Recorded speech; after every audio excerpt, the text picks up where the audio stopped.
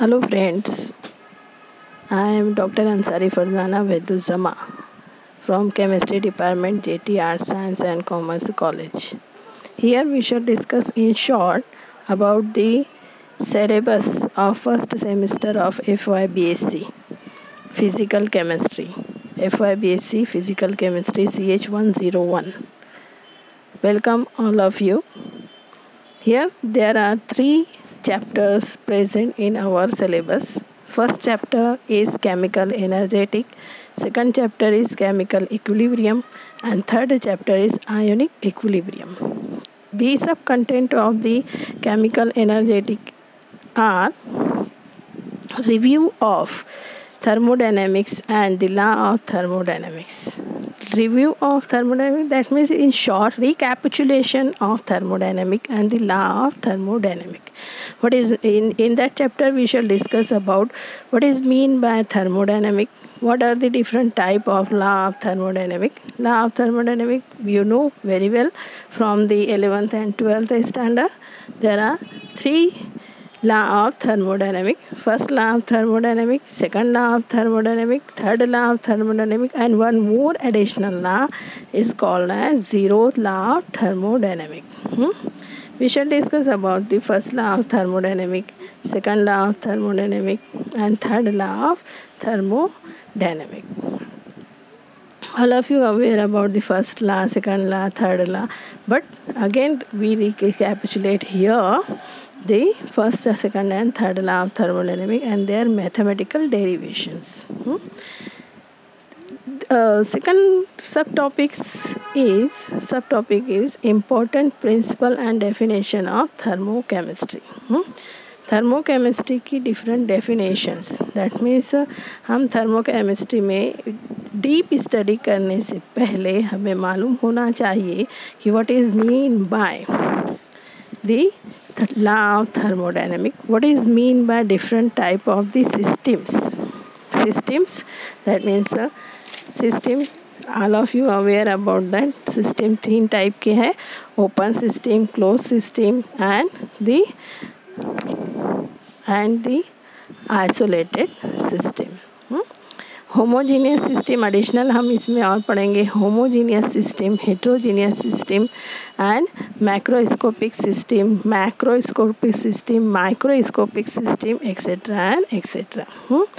Also we shall discuss here in this chapter about that the states and state variables. What is mean by state, what is mean by state variables, here we shall discuss about this. And also here we shall discuss about that what are the different type of the processes. आपको मालूम है कि कितने type के हैं, isothermal process, adiabatic process, isochoric process, isobaric process, reversible process, irreversible process etcetera and etcetera. यहाँ पर हम ये भी डिस्कस करेंगे कि कितने टाइप के प्रोसेसेस हैं. Also we shall discuss about concept of standard state and standard enthalpy of formation. Concept of standard state and standard enthalpies of formation. What is mean by enthalpies ये हम देख चुके हैं 11th और 12th standard में. इसको थोड़ा सा रिकैपिचुलेट करेंगे हम यहाँ पर कि क्या मानी है एंथैल्पी की. What is the standard state of enthalpy and standard enthalpies of formation. The integral and differential enthalpy of the solution और solution on dilution, and also calculation of bond energy, bond dissociation energy and resonance energy and the energy from the thermochemical data. Also we should discuss about the variation of enthalpy of reaction with temperature and Kirchhoff's law. And again we shall discuss about the state of third law of thermodynamics and calculation of absolute entropy on the basis of third law of thermodynamics. हमने देखा है third law of thermodynamic क्या बोलता है कि entropy of a perfect crystal is zero at absolute zero temperature. It is the one statement of third law of thermodynamics. अब ये third law of thermodynamics की statement how it is helpful for calculating absolute entropy we shall discuss here. And second chapter is chemical equilibrium.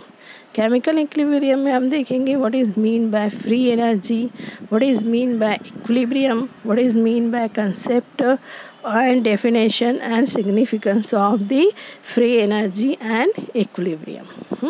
Free energy first law of thermodynamics, second law of thermodynamics में हमने देखा कि entropy क्या होती है. Entropy is unavailable part of energy.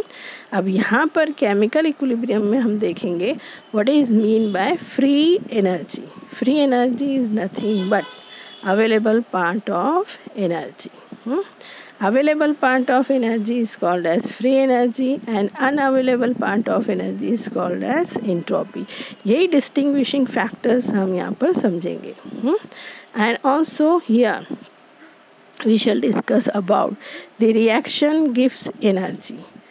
A reaction gives energy, that means energetic and endergonic and exergonic reactions. Endergonic and exergonic reaction. तो free energy को किसने इंट्रोड्यूस किया था? गिब्स ने इंट्रोड्यूस किया था और हेल्महोल्ट्ज ने इंट्रोड्यूस किया था. गिब्स ने फ्री एनर्जी दो टाइप की होती है. एनर्जी जो हम यूज़ करते हैं टू परफॉर्म द वर्क, ये दो टाइप में अवेलेबल रहती है. एक रहती है in the form of enthalpy और एक रहती है in the form of internal energy. दोनों ने ही यही बताया कि गिब्स फ्री एनर्जी और हेल्महोल्ट्ज फ्री एनर्जी ने कि available part of energy is called as Gibbs energy and unavailable part of energy is called as entropy. एक ने यूज़ किया इंटरनल एनर्जी को टू परफॉर्म दी वर्क और दूसरे ने यूज़ किया एंथैल्पी को टू परफॉर्म दी वर्क. ये बेसिस पर दोनों डिस्टिंग्विश हुए हैं, हेल्महोल्ट्ज फ्री एनर्जी और Gibbs free energy. Also we shall discuss about the perfect gas equilibrium, perfect gas equilibrium and the general case of equilibrium. The reaction between the equilibrium constant, molecular interpretation of equilibrium constant. Also we shall discuss about the response of equilibria to condition, response to pressure, response to temperature, want Hoff equation, value of K at different temperature, and the numerical problems related to chemical equilibrium. Numerical problem related to chemical equilibrium and law of chemical equilibrium. And third chapter of our syllabus is ionic equilibrium. Ionic equilibrium में हम देखेंगे what is mean bye electrolyte. Electrolyte हम पढ़ते आए हैं. यहाँ पर mostly जो है वो 12th का रिकैपिचुलेशंस है. 12th के रिकैपिचुलेशंस है. तो यहाँ पर हमको देखना है कि what is mean by the electrolyte.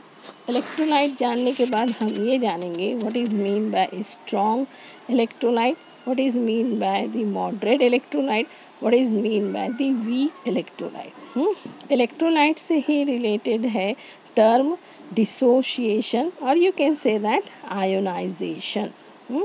तो on that basis we shall discuss about the degree of ionization and ionization factors and factor affecting the degree of ionization. कौन कौन से factor ionization, degree of ionization पे affect करते हैं ये हमें देखना है. और ionization constant and ionic product of water. Ionic product of water आप सबको मालूम है क्या है. It is denoted by KW. ये भी हम डिस्कस करेंगे कि KW क्या है. KW is equal to concentration of H+ ion and concentration of OH- ion. And also we shall discuss about ionization of weak acid, ionization of weak acid and pH scale क्या है ये भी देखेंगे। Weak acid का ionisation क्या होता है, ज़्यादा होता है या कम होता है ये देखेंगे हम। पीएच स्केल क्या है, पीएच स्केल मतलब 1 से 14 तक, 1 to 14 जो लेते हैं स्केल, बीच में जो रहता है वो क्या रहता है, 7 रहता है। 7 अगर पीएच है तो हम बोलते हैं वो न्यूट्रल है। 1 से 6 तक रहता है तो कहते हैं एसिडिक है। फिर 7 से मतलब 8 से 14 तक रहता है तो हम बोलते हैं वो बेसिक है। तो ये पीएच स्केल के बारे में डिस्कस करेंगे। और फिर common ion effect. Common ion effect क्या है, common ion effect common ion की वजह से डिग्री ऑफ आयोनाइजेशन इंक्रीज होता है या डिक्रीज होता है। ये इंक्रीज होता है या डिक्रीज होता है ये हम डिस्कस करेंगे कि whether the ionization of weak acid, weak electrolyte, moderate electrolyte or the strong electrolyte increases or decreases with the common ion effect. But before that हम यहाँ पर ये भी थोड़ा सा डिस्कस करेंगे कि what is mean by common ion effect. जब हमें समझेगा कि कॉमन आयन इफेक्ट क्या है उस वक्त हमें समझेगा कि वो डिग्री ऑफ आयोनाइजेशन इंक्रीज करता है या डिक्रीज करता है। फिर हम देखेंगे salt hydrolysis, calculation of hydrolysis constant, degree of hydrolysis and pH for different salt, and also we have also we shall discuss about buffer solution.